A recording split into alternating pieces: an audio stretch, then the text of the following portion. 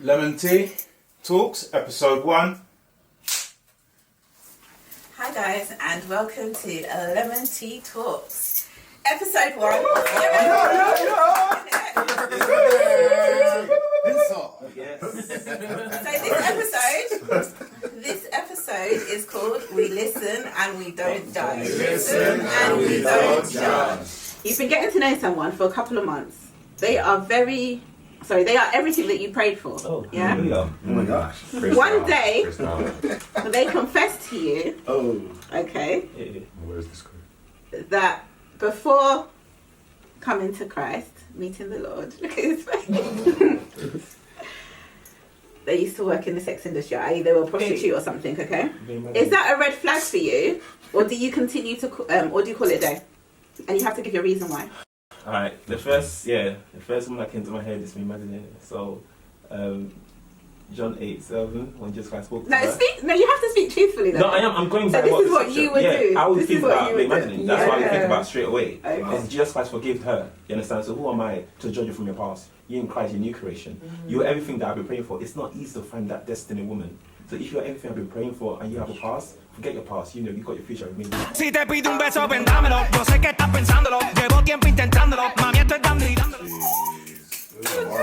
Okay, Hugh, what about you? No, I agree. I think I can't define your past as the way I've actually met you and I've getting to know you. Do you know what I mean? Everyone has, obviously not everyone has like a past in it. And it's one of those ones where, as obviously Christ was looking past that, innit? Do you know what I mean? So, if it's everything I prayed for, like, why in the world? So, just for that moment that you done, I'm gonna, do you know what I mean? No, I wouldn't say it's a moment, but nah, something you've experienced, innit?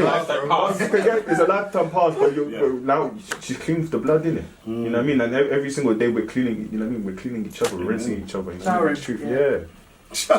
What about you guys? Also. Oh, he's my husband. Yeah, and he had a past.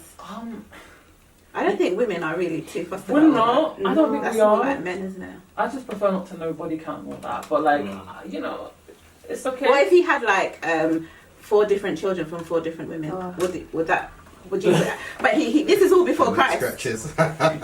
11, you're just... Stirring the cauldron. Stirring the pot. Sometimes I come sweet, sometimes I come sour. Hey, come on.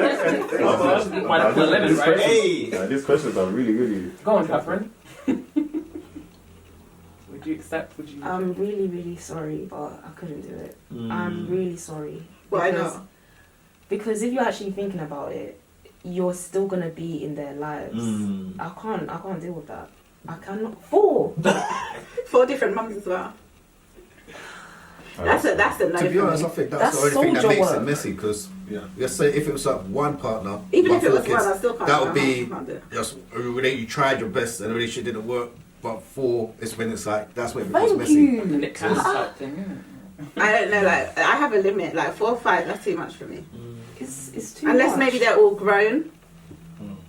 Then yeah, but if they're still I can't like see the other side of it. They're Sorry still to say, I can't deal with that. What about you, Manu?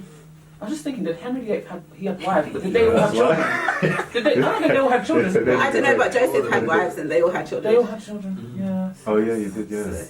Yeah, it's just a lot of you know. I don't think I could personally. No. And what about with the prostitute situation for you guys? Would you? Well, obviously you're married. First of all, for me, shock. Like, ASAP shock. Like, I'll be shocked, first of all. And then, I think for me, I look at it very, very differently. Because Thomas and, Bless talked about Mary Magdalene. But Jesus Christ didn't go on the journey with her and then find out. Do you know what I'm saying? He found out early, right? So, first of all, a couple of months is not late. well, for me, that's late. Because, like, if you're finding out and she knows this. So there's one person that knows two informations. So you're not dating at this point, though. You're It getting doesn't to matter. know. It doesn't matter because it's 2 months, right? Okay. So for me, it's that person knows that information, and that person knows where we are right now, and knows me and all that. So she's holding those two informations, right? So for her to leave it this long, let me catch feelings, all these things, and I'll actually also know that that is a sticky situation for any man to kind of like receive. For me, I would question it. And then I think for me, because I know what trauma can do, because that shock is more than just a shock. It will build into like trust issues. Because if you're hiding that, what else are you hiding? Like if you're, you think they should tell the person straight away if they have if someone has something? I think that's something that you should, if that, like I said, if that was Mary Magdalene, and she's now come into the kingdom, she's come to Christ, she's confessing everything, right? Well, Christ knew already though, right? Well, Christ knew already, but if you're looking at it from a perspective of if you represent Jesus in that situation and someone's coming with you on your journey, you're mentioning that early, not late.